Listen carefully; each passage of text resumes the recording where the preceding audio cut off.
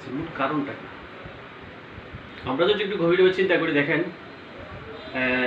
আপনার সন্তান ছোটকাল থেকেই পর্যন্ত যতটুকু এসেছে, এই আসার পিছনে দেখেন সে পৃথিবীতে আসার সাথে সাথে সে এমন কিছু অমূল্য সম্পদ হাতে পেয়েছে যে সম্পদের মূল্য সে বুঝেনি। আপনি তার কাছে কখনো একটা 1000 টাকা দিয়ে ছোটকালে নিরাপদ মনে করতেন না, বিদেয় দেননি।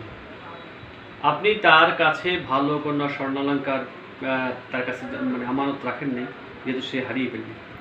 কিন্তু যে বাচ্চা কথাই বলতে পারে না, ওই বাচ্চার হাতে আপনি 20,000 30,000 টাকার একটা সম্পদ, একটা মোবাইল তাকে দিয়ে দেবেন।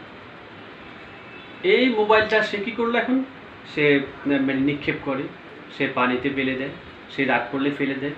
তার মানে 30,000 টাকার যে একটা মূল্যবান সম্পদ, এটা সে বুঝলেই না। এটার দায় কিন্তু আমাদের বাবা মাকে নিতে হবে, বিশেষ করে মাকে নিতে হবে। আর আপনি বা আপনার সন্তানকে ভালো মানুষ করার জন্য যে জিনিসটা বেশি প্রয়োজন ছিল, সেটা হচ্ছে আপনি কি পর্যায়ক্রমে তাকে পরিচয় করাই দিয়েছেন কিনা এই সমাজের সাথে, তার বাবা মার সাথে, তার মায়ের মর্যাদা কী, তার বাবার মর্যাদা কী, এই সমাজের মানুষের চলার মর্যাদা কী। সবচেয়ে বড় কথা হচ্ছে যে স্তর বাই স্তর আপনি তাকে পরিচয় করে দেওয়ার কথা, সেটা কিন্তু আমরা পারি না।